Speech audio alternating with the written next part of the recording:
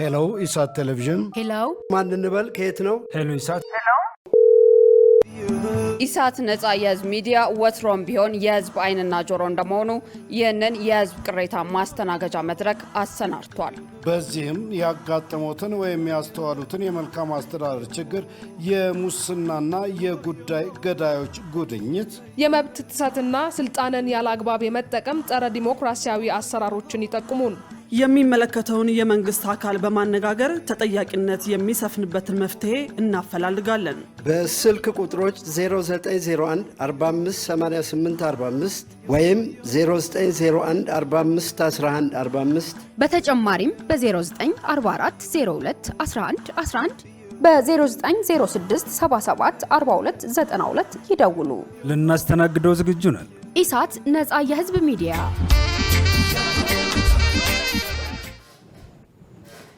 ጤና ይስጥልን ክቡራን ተመልካቾቻችን፣ ከኢሳት ነጻ የህዝብ ሚዲያ ኢሳት ዲጂታል ተጀምሯል። ከዘገባዎቹ ጋር ትዕግስት ተስፋዬ ነኝ። አብራችሁ ነው።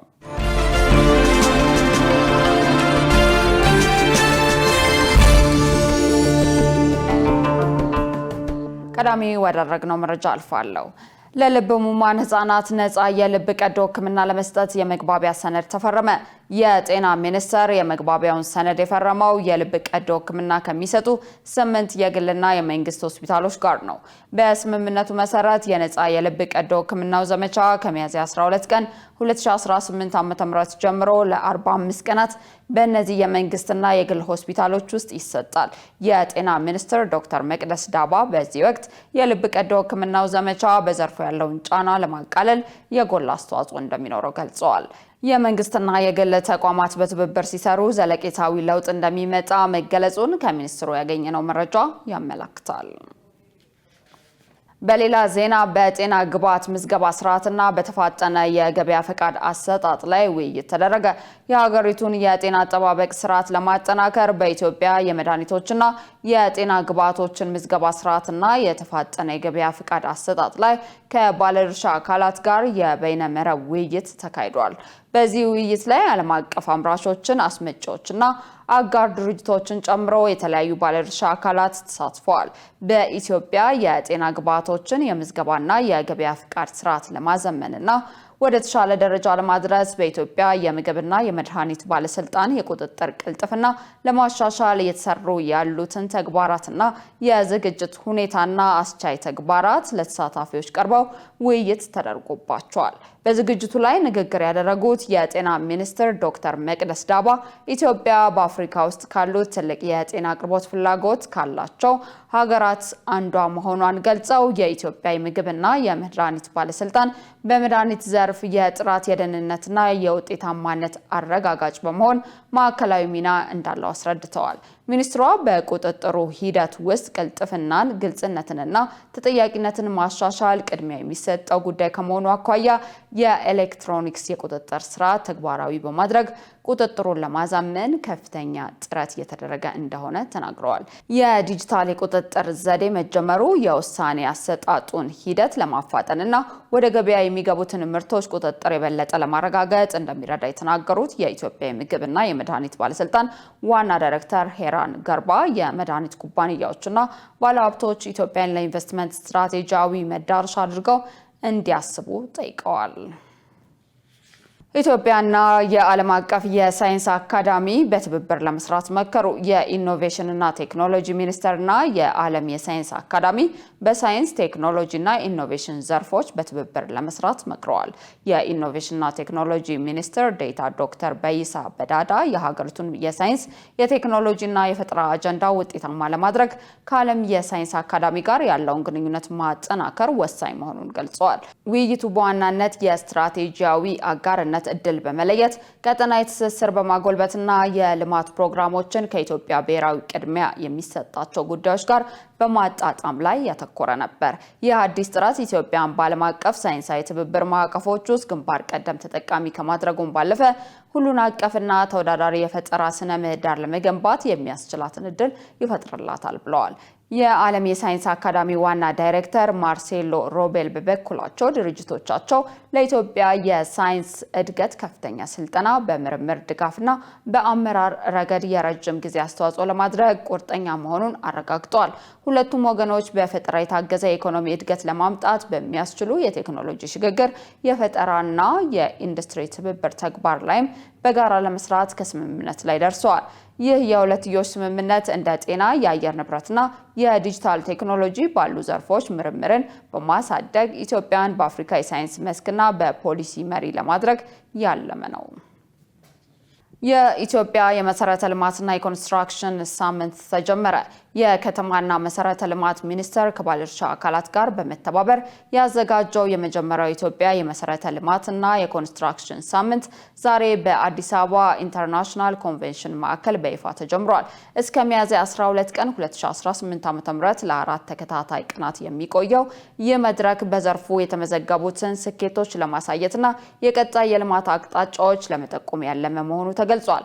መርሃ ግብሩ ኢትዮጵያ ትገነባለች፣ ፈጠራ፣ ፍጥነትና ጥራት ለመሰረተ ልማት ምርታ በሚል መሪ ቃል የሚካሄድ ሲሆን የመንግስት የስራ ኃላፊዎች፣ የዘርፉ መሪዎች፣ ዓለም አቀፍ የልማት አጋሮችና የግሉ ዘርፍ ተዋናዮች የተሳተፉበት ነው።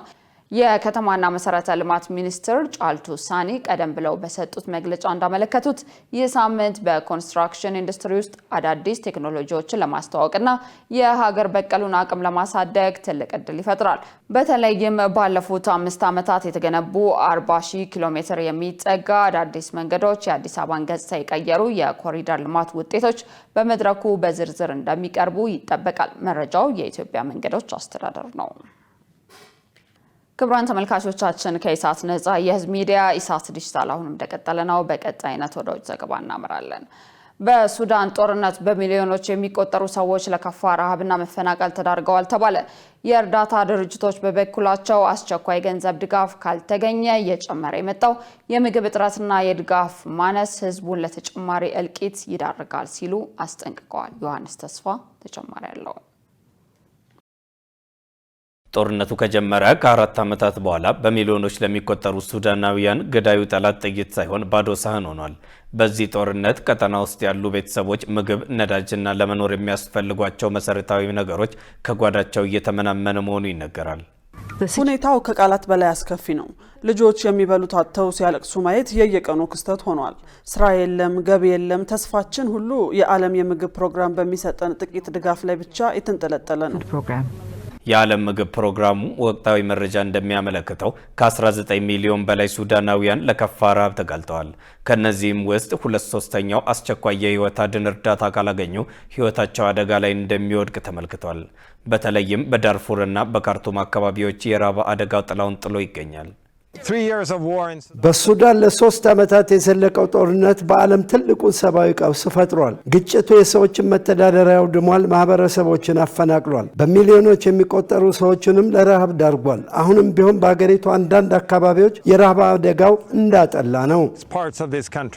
የሱዳን የእርስ በርስ ጦርነት እስካሁን ከ11 ሚሊዮን በላይ ሰዎችን ያፈናቀለ ሲሆን በ10 ሺዎች የሚቆጠሩትን ደግሞ ለሞት ዳርጓል። የተባበሩት መንግስታት ድርጅት በዚህ ዓመት ብቻ ወደ 700 የሚጠጉ ንጹሃን ዜጎች በድሮን ጥቃት መገደላቸውን ገልጿል። ጦርነቱ ከቀጠለ ሁኔታው ከዚህ የከፋ ሊሆን እንደሚችልና ብዙዎችን ለረሃብ እንደሚዳርግ ባለስልጣናት ያስጠነቅቃሉ። በሌላ በኩል የጦርነቱ ቀዳሚ ሰለባ በሆኑት ህጻናት ላይ ከምግብ እጥረት በተጨማሪ የክትባትና የመሰረታዊ ጤና አገልግሎቶች መቋረጥ እንደ ኮሌራና ኩፍኝ ያሉ ወረርሽኞች በቀላሉ እንዲሰራጩ በር ከፍቷል። በዚህ ዓመት ብቻ በመላው ሱዳን 4.2 ሚሊዮን ህጻናት ለከፋ የምግብ እጥረት ይጋለጣሉ ተብሎ ይጠበቃል። ከነዚህም ውስጥ ከ825,000 በላይ የሚሆኑት ደግሞ አስቸኳይ ሕክምና ካላገኙ ለሞት ሊዳርግ የሚችል ከባድ የምግብ እጥረት ያጋጥማቸዋል። ይህ በእንዲህ እንዳለ የተባበሩት መንግስታት ለሱዳን የ2.9 ቢሊዮን ዶላር እርዳታ ጥሪ አቅርቧል። ይሁን እንጂ እስካሁን የተገኘው ከሚፈለገው ገንዘብ 16 በመቶ ብቻ ነው። እናም በቂ እርዳታ ካልተገኘ በረሃብ ምክንያት የሚሞቱት ሰዎች ቁጥር ከጦርነቱ ሰለባዎች ሊበልጥ እንደሚችል የዓለም ምግብ ፕሮግራም አስጠንቅቋል። ፍላጎቱ በእጃችን ካለው የገንዘብ አቅም እጅግ የላቀ ነው። ስለዚህ አስቸኳይ የገንዘብ ድጋፍ ካልተገኘ እስካሁን የተመዘገቡት መጠነኛ መሻሻሎች በፍጥነት ወደ ኋላ ሊመለሱ ይችላሉ። በሌላ በኩል የተባበሩት መንግስታት የሴቶች ድርጅት በጦርነቱ ሳቢያ በሴቶች ላይ የሚፈጸመው ጾታዊ ጥቃት በአስደንጋጭ ሁኔታ መጨመሩን ገልጿል። ጥበቃና እርዳታ የሚፈልጉ ሴቶች ቁጥር ጦርነቱ ከመጀመሩ በፊት ከነበረበት በ4 እጥፍ አድጓል የሚል ሪፖርትም አወጥቷል። በሚሊዮኖች የሚቆጠሩ ስደተኞችም ወደ ጎረቤት ሀገራት ኢትዮጵያ፣ ቻድ፣ ደቡብ ሱዳን እናም ግብጽ እየተሰደዱ ይገኛሉ።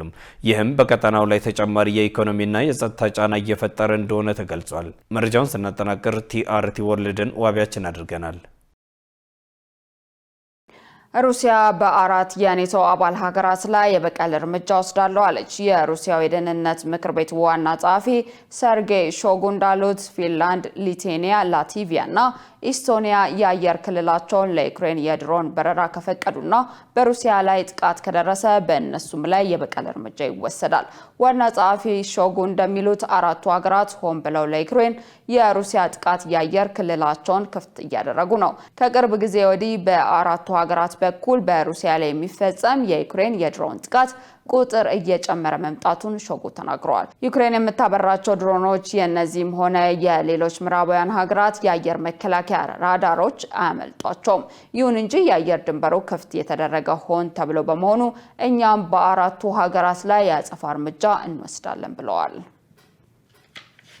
ክቡራን ተመልካቾቻችን ከኢሳት ነጻ የህዝብ ሚዲያ ለኢሳት ዲጂታል የመራረጥናቸው ዘገባዎች ይህንን ይመስሉ ነበር። ከዘገባዎቹ ጋር ትዕግስት ተስፋዬ አብሬያችሁ ቆየው። መልካም ጊዜ